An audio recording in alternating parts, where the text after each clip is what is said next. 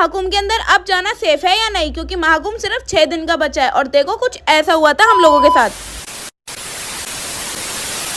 तो गाइस अगर आप अब भी जाना चाहते हो ना, क्योंकि महाकुंभ को खत्म होने के लिए केवल 5 दिन रह गए हैं, 26 तारीख को ये खत्म होने वाला है। तो गाइस अगर आप अब भी जाना चाहते हो ना, तो आप शादरा की बस से जा सकते हो। जी हाँ, हम लोगों ने शादरा की टूर एंड ट्रेवल्स की बस करी थी, जिसमें हमारा पर पर्सन का किराया आ गया था 2 से 2,500 रुपये। देखो कैसे हम लोग मजे से बैठ गए थे, सीट काफ़ी कंफर्टेबल थी और काफ़ी हम लोगों ने खूब मजे करे और हम लोग ना नाचते गाते हुए भी गए थे। देखो गाइस, और फिर हम थोड़ा दूर चलने के बाद, कम से कम 5-6 घंटे चलने के बाद हम आगे आ गए थे किसी रेस्टोरेंट पे। हमने टॉयलेट वगैरह करने के लिए गाड़ी रुकवाई थी अपनी। और देख सकते हो आपके बीच में तो और बंदा रेस्ट ले ही लेता है। तो ये रेस्टोरेंट मतलब काफ़ी अच्छा था, जो भी था होटल वगैरह। फिर हम वहाँ से चल दिए थे। एंड यहाँ पे ना अगर आपको खाने की भी टेंशन नहीं लेनी है, क्योंकि ये लोग आपको प्लेटिंग सिस्टम देने वाले हैं। और देखो माहौल गाड़ी,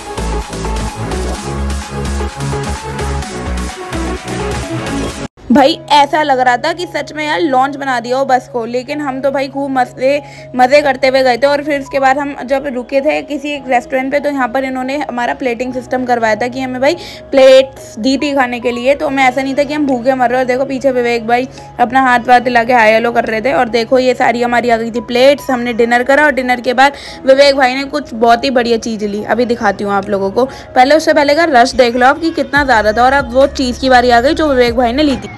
ये खरीदते हुए भाई ये मिली है सबसे अच्छी चीज, पास माउथ फ्रेशनर। अरे चॉकलेट ली है, मैंने कहा 4-5 ले लो, क्योंकि 7-8 लोग हैं ना। हाँ। जिसको भी पता चलेगा ये है वो खाता ही रहेगा। अच्छा ठीक है। और भाई अब आ जाता है सबसे बड़ा ट्विस्ट, क्योंकि हम पिछले 24 घंटे से चले ही जा रहे थे। देखो मेरा भाई भी बहुत ज़्यादा थक गया था। मैंने इससे पूछा चाय पिएगा, कह रहा हाँ दीदी मैं बस नशे में हो रहा हूँ। तो हम लोगों ने सुबह 7 बजे गाड़ी रुकवाई। हम अभी भी प्रयागराज नहीं पहुँचे थे, ऐसे ही पता नहीं किधर घूम रहे थे। तो गाड़ी रुकवा के चाय वगैरह पी। और देखो खेतों में ये लोग शुरू हो गए थे, मेरा भाई तो और भाई के दोस्त वगैरह थे।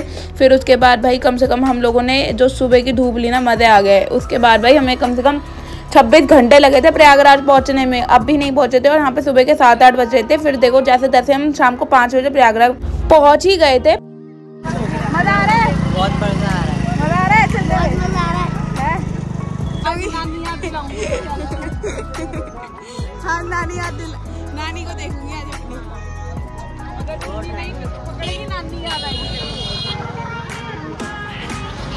और भाई यहाँ पे ना हमें चलना बहुत पड़ता। तो गाइस हमने इतना अंदर अपनी गाड़ी रुकवाई पार्किंग में, उसके बाद भी हमें कम से कम 30 पता नहीं कितने किलोमीटर हमें चलना पड़ जाता। तो हमने ना ये छोटा हाथी कर लिया और इसमें खूब मज़े करते हुए गए थे हम लोग। और भाई ठंडी ठंडी हवा जो मुंह पर पड़ी थी ना, उसको तो मज़े ही अलग आ रहे थे। देखो यार कितना बढ़िया रूट लग रहा था।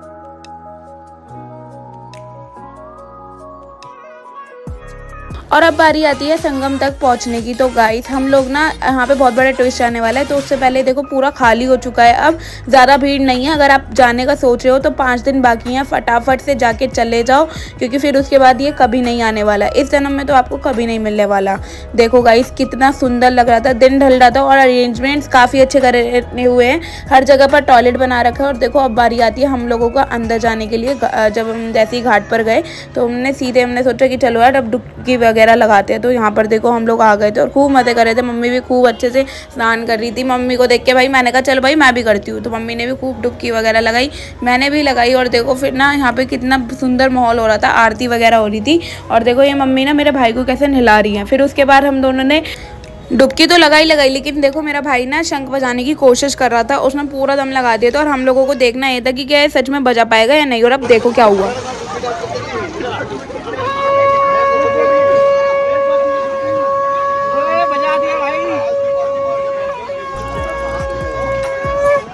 तो फाइनली काफ़ी मेहनत के बाद इसने शंख बजाई दिया था। और आप देख सकते हो उस टाइम की जो भीड़ थी, वो जो पहले की भीड़ थी ना, उससे काफ़ी कम हो गई थी। लेकिन हाँ आपको यहाँ पे अभी भी रश मिलेगा, बट ये है कि आप अंदर तक अपनी गाड़ियाँ, अपनी बाइक या स्कूटी या फिर अपनी कार लेकर जा सकते हो, क्योंकि काफ़ी लोग आ भी रहे थे। और हम भी टेम्पो से अंदर ही उतरे थे जो छोटा हाथी था। फिर मम्मी ने देखो आरती वगैरह करी और यहाँ पे विवेक भाई अपने बाल काट रहे, जुगाड़ बना रहे हैं। और देखो फिर हम सब ने ना टीका वगैरह भी लगवाया था। देखो मेरी मम्मी ने टीका लगवाया। यहाँ पे बहुत सारे पंडित बैठे थे, इन्होंने खुद बताया था कि भाई मैंने कम से कम इस कुंभ में कम से कम लाखों रुपये कमा लिया।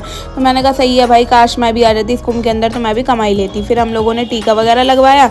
टीका वगैरह लगवाने के बाद फिर हम लोग मतलब वहाँ से निकल लिए। और भाई यहाँ पे ना देखो अच्छी अच्छी सी आइटम्स भी मिल रही थी, लेकिन मैंने इनमें से कुछ नहीं लिया क्योंकि मेरा मन नहीं कर रहा था। और देखो अब बारी आती है खाने की। भाई महाकुंभ के अंदर जाओ तो यहाँ पे ना आपको मतलब मेन महाकुंभ में जब आप एंट्री लोगे ना उससे पहले ही आपको वो मिल जाएगी, स्टॉल मिल जाएगी। यहाँ पे एक स्टॉल था महा चाय के नाम से, बहुत बड़ा वो बना हुआ था और हम लोग खूब मजे कर रहे थे खाना पीना। मतलब आपको खुद बताऊंगी कि रिव्यू कैसा था।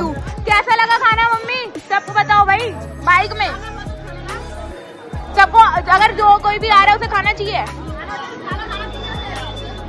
बढ़िया समोसे, आलू पूरी। चलो भाई एक रेटेड थम्स अप तो कर दो खाने के लिए, थम्स अप।